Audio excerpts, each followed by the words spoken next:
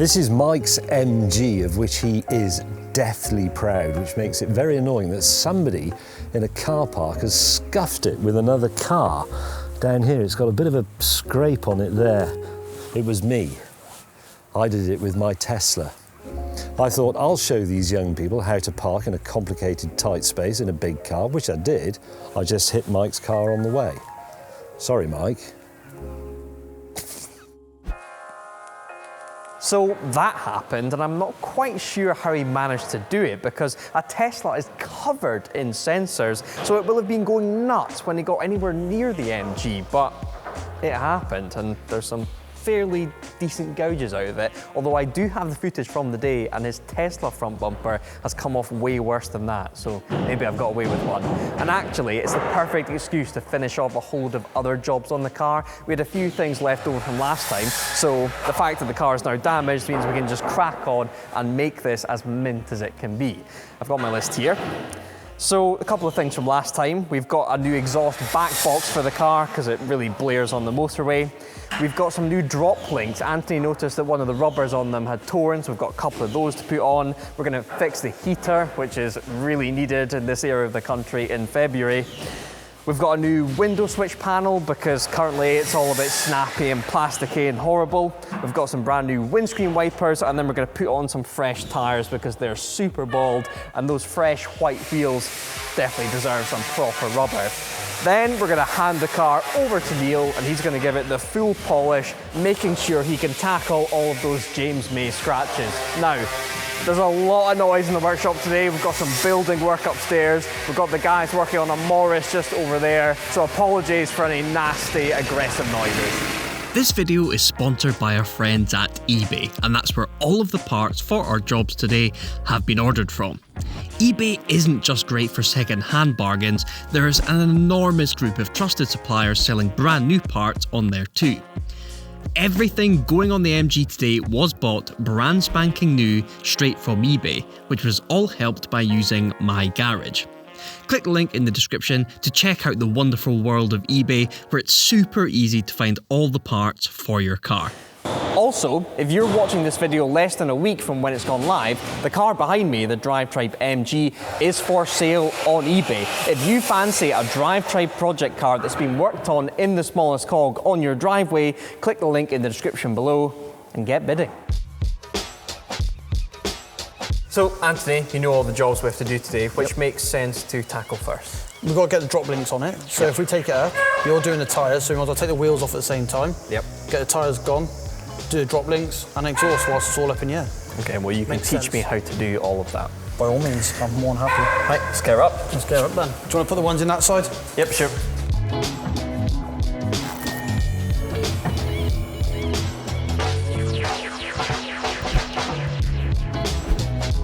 It was a bit of a bugger to get off, but Anthony got there in the end, and this is absolutely horrible. I think it's supposed to be stock, but then you've got these tips that are screwed and bolted onto the end of it. They're all rusting and clearly made of incredibly thin metal, and can't hear anything, but I think that's giving us absolutely no baffling whatsoever, which has led to it droning on the motorway, so very glad to be getting rid of this. With a bit of mucking around, we've got the back box in, and it looks like it's a hell of a lot better than the thing that came out of it and should be much, much quieter. Onto the drop links. Anthony, you mentioned the drop links last time, so I got a new pair. What exactly is wrong with them? As you can see there, look, the splits in the boot, and there and there, so it lets dirt in, which then they wear it quicker, and then that's your anti-roll bar. So when you go barreling into a corner, the steering's not as good as it should be, so we'll swap them now and put new ones on. Okay, so I see a bolt here and that's then another one. And there's one hidden right round the back of there. You'll enjoy doing that one, wouldn't you? No, you can. The only thing I'm worried about is, though, you've actually got dirt on you. For once, you've got dirt on you. I kept walking into the bloody wheel when we were doing the exhaust. I have got a backup plan, but it will mean I'm going to put on my DriveTribe overalls, so if you're prepared to be that embarrassed, then I'll go do it. But yeah, you're wearing them, not me, so I'm fine with that. Lovely. 2 seconds.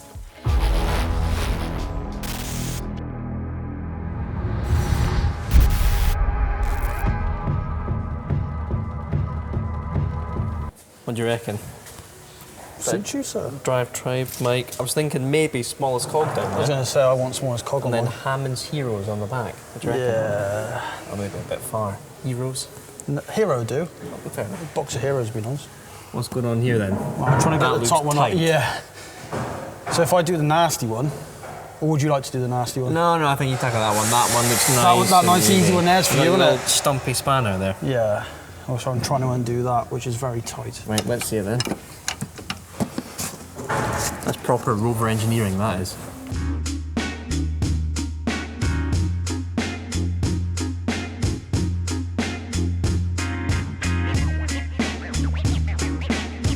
The tyres on the MG are pretty knackered. They weren't the best when I first got the car, and then I took it on a couple of track days and they are goosed. Especially on the ridges, they're almost down to the cords. So I think some fresh tyres for all 4 wheels is what this car deserves.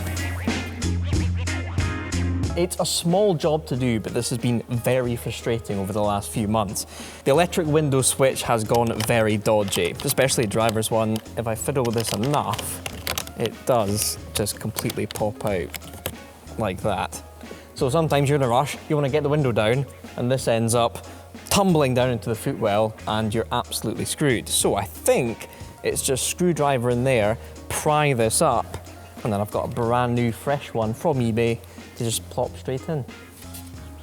And today's given me a frown as if it's not going to be that easy, but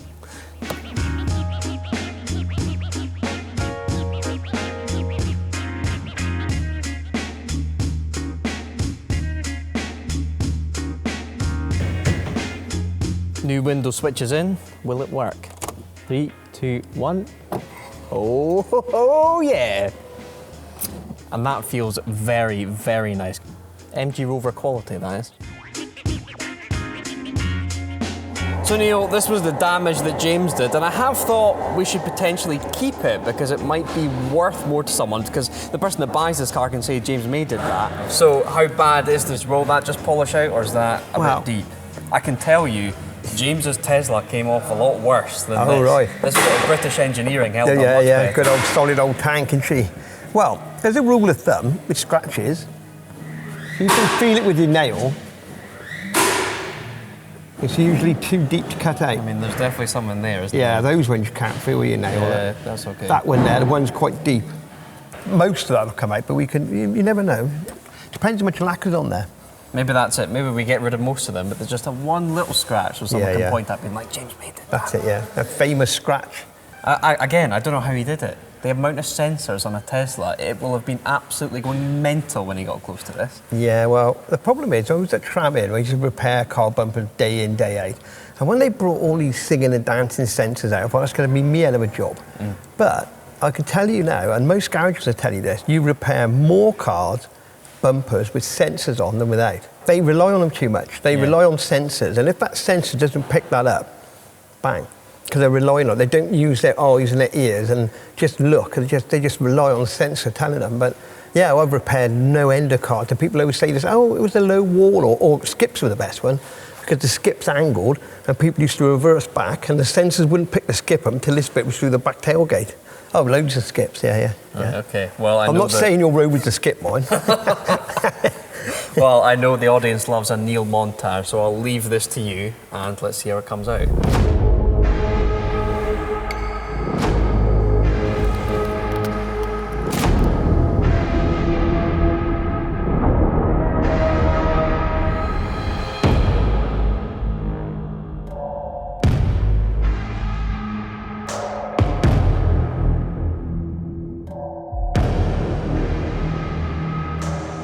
That's much better, a full set of Michelin Pilot Sport 4s. It's a lot of tyre for the amount of power this car produces, but it should handle beautifully now.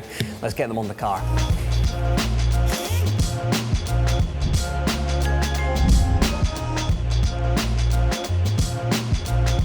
I really enjoyed that. Did you enjoy that? That was all right, actually. A few niggly bits, but we got there in the end. The car looks great. We should really take it for a test drive. If only we had a world-famous test driver somewhere in the vicinity. I'm sure there's one in the bog.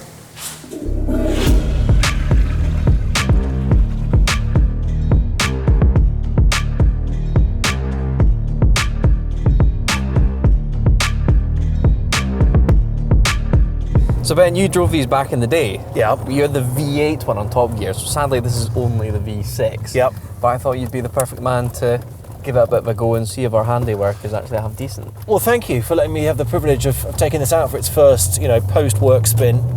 So you say V6? V6, 2.5 litres. Twin turbo? No, naturally aspirated, so we're only Okay. talking about 180 horsepower, sadly. Oh, right. Yep. 5-speed manual, although fresh Michelin rubber, literally today. So Okay. it should feel pretty decent in the turns. So possibly the most valuable part of the car is the tyres. Not far off it, actually, Yeah. looking at the receipt. How was it back in the day driving mundane stuff like this when they had it on test? Well, I loved it because I had them on track, so there's nothing mundane. You'd always find out what were the foibles, when you push the thing to the limit, whether it was a sketchy ABS system or, something that broke free, maybe the rear. Oh, that's nice. Yeah, little horn pop of the hooter there when you don't expect it. I don't know, the cars really revealed themselves when you were pushing them. Yeah. And you get that feedback through the steering wheel, especially before electric power steering came in. You felt so much through this divining rod.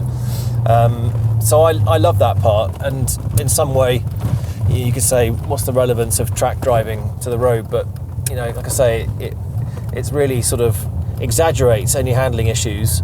And it was always interesting, we'd compare notes, so Clarkson and co would take the cars out on the road more often than I did. Yeah. And quite often, through these totally different ends of the spectrum, we'd come to a similar conclusion. Okay. And I am slowly falling in love with performance estates, and that's not to give away the next car we're going to have Yeah. on the channel. But where do you stand on big, comfy estate cars with a bit of pep up front? I love it. I did a lot of research on Aston Martin, so I've just Okay. written that book, 100 and so year history, and learning about the shooting brake, Right, okay. which, is a smart word for an estate car. Well, that's So, it. Are yeah. they different? Shooting brake, touring, estate. Are they all the same thing, or are Basically. there foibles between each one? Yeah, I mean, shooting brake, meaning you could fit a shooting party in this car. So, Right, okay. you've got space in the back, even this machine, you've got that dog barrier back Yep, there. So, yep. was this your dog or previous owner? We do have a dog, but yes, previous owner for that one. Okay, so previous owner had a dog and also liked tinted windows. Yes, Yeah. that's a slightly dodgy, that one. I don't Yeah. know what that was all about. So I think, they have got that same heritage, haven't they? It's about space, getting a gang together, going on a road trip for an adventure, whatever you need. And I think this fits that mould. I noticed the wheels are quite a bright colour. You've got this lovely sort of racing green. Yeah, touring car white, I call it. Yeah. It's a bit of a clash. Not a fan. Well, it's slightly jarring because you've got this really lovely sort of vintage feel. Not that vintage because we're talking about mid-2000s, aren't we? Yep, both. And then you've got the max power white wheels. It is a bit of a contrast. Well, what if I was to tell you that beforehand they were a horrific Halford spray job, horrible black.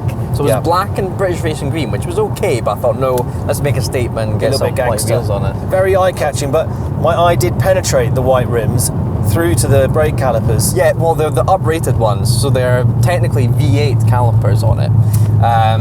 So when you call them V8 calipers, you mean that they are the original MG calipers from the V8 model? Exactly. So they're yes. designed to stop the car from higher speeds. Exactly. I wanted to check that before I went, at any great speed into a roundabout, that I would be able to stop. And there's a little bit of yellow in there. What was that about? Yes, that is just by chance we've put uprated pads on it, so they're yellow stuff pads. There's different colours, green stuff, yellow stuff, red stuff. So these are like midway between track day and simple road pads. They're kind of in between, so you can give it some and they'll hold up somewhat. Because I have taken this on track. I've had this around Blyton Park, and the understeer was Blyton Park, famous catastrophic. racetrack. I absolutely loved it. Here we go. Power is quite tame, isn't it? I think, do you know what? I think that's because modern cars now are so overpowered. Did you say what this is, 160? 180. 180. That, back in the day though, 200 was a lot. Yeah, And now you've got sports cars with 800 horsepower. You've got hypercars with 1600 horsepower. Yeah, it's the same. And, I mean, I own a Mondeo ST, and again, that was around 200 horsepower, and that was totally enough back in the day. And that was a lot. But now you have to have 400 to even compete. It's very gentle. I mean, you're not going to frighten yourself on acceleration with this, are you? Front wheel drive, pretty gentle pullaways, but it's very smooth. I mean, you haven't got a huge amount of power. You're not going to feel big gobs of torque steer, but there's not a hint of any pull in any direction. So mechanically, it feels very sound. I will try the brake pedal in a little bit just to see if there is actually some stopping power with these track edition special yellow compound brakes. Do you remember driving the V8 back in the day? Do you know what? Vaguely. It was a little bit of a shimmy, There but we they're go. all right. That's probably because they're still bedding in. Yeah, the V8 was pretty awesome because you had that rear-wheel drive. That's right, Which is yeah. unusual for an estate car, and I think quite a luxury. So perhaps that could be your next model. I mean, you might, this is very fun, easy-going car. Maybe you can take the power up, rear-wheel drive, and tell that you could what. be the next step. A V8 estate would be very, very cool. It's got that Mustang engine in it, Yeah. but I kind of want to go a bit more than that. We'll chat about this afterwards, Yeah. but we've got something pretty special for the channel in the coming months, which I'm sure you drove back in the day as Okay, well. exciting. Very exciting engine. So this might seem a bit lackluster. I can guarantee you what will be replacing this will not be lackluster. I'm going to go around again. I'm enjoying myself.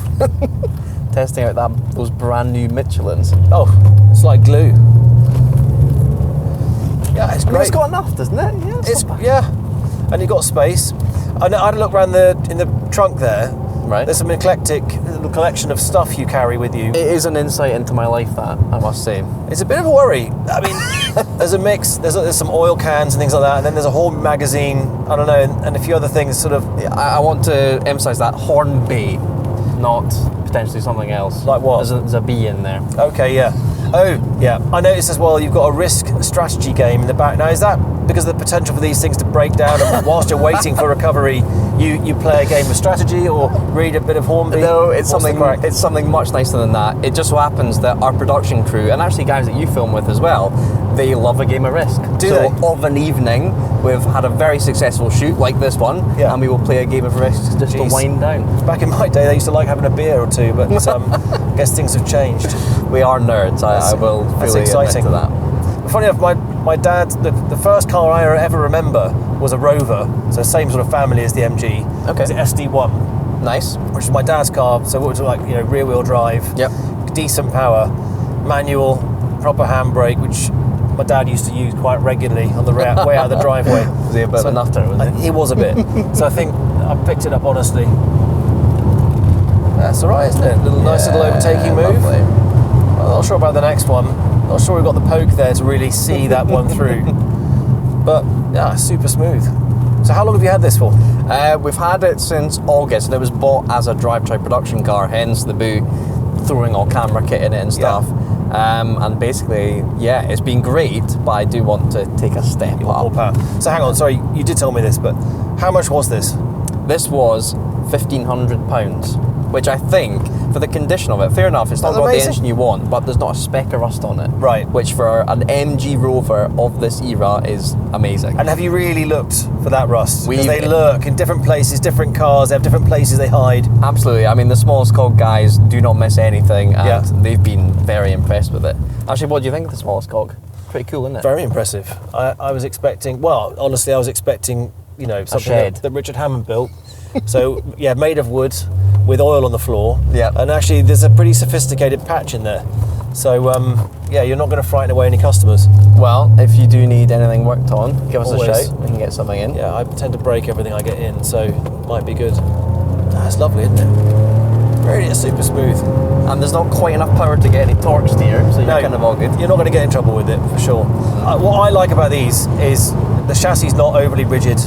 So a lot of the really modern cars now are so stiff because they probably put too much power in them and they have to really give them much And more also support. low profile tyres. Low that profile. ruins everything. This has got that sort of,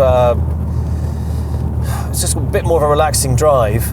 You feel like you can take a long journey with it and you're not going to be knackered at the end of it or have your teeth shaken out of your head. Absolutely. And limited distractions on the centre console because incredibly basic. Oh yeah, it's got good grip. Yeah. Despite it's got a little bit of roll. That's probably the fastest anything's been round that roundabout. It's funny you should mention that because a lot of these old cars, you tend to buy them on old tyres, and actually when you upgrade them to something that's grippier than anything they ever ran on when they were brand new, it transforms the handling. Oh, absolutely. So there's a lot to be said for that, and actually reviewing these cars again with fresh rubber. I really like this. I think this is good. It's a great. I'm glad. You've done well. I mean, and someone's going to take this from you and love it. Well, we're selling it. Do you want it? I'm good. I'll be interested to see what you get next, though.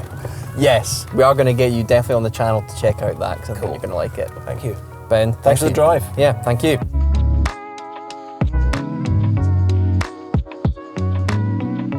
So that's it, the DriveTribe MG ZTT is now finished. Neil's done a very good job of polishing the James May damage, but there is a slight bit that was slightly too deep for him to tackle. But I guess it's going to be a happy medium. The car is now fully mint, but there is that tiny little scratch, so if you buy the car, you can point it out and say, James May did that. Thank you so much to eBay for sponsoring this video, and if you want to transform your car just like we've done here, click the link in the description below and set about buying parts for your car. It could not be simpler. Also, the car is now for sale on eBay, so click the other link in the description and head through and bid on this car if you fancy it, and you will have a DriveTribe project car of your own. You'll also be able to pick up from here. I'll hand it over along with the Smallest Cog guys, and maybe Richard Hammond will even make you a cup of tea. I can't promise that though. Anyway, if you like this video, give it a thumbs up. I've been Mike, and don't forget to subscribe to DriveTribe.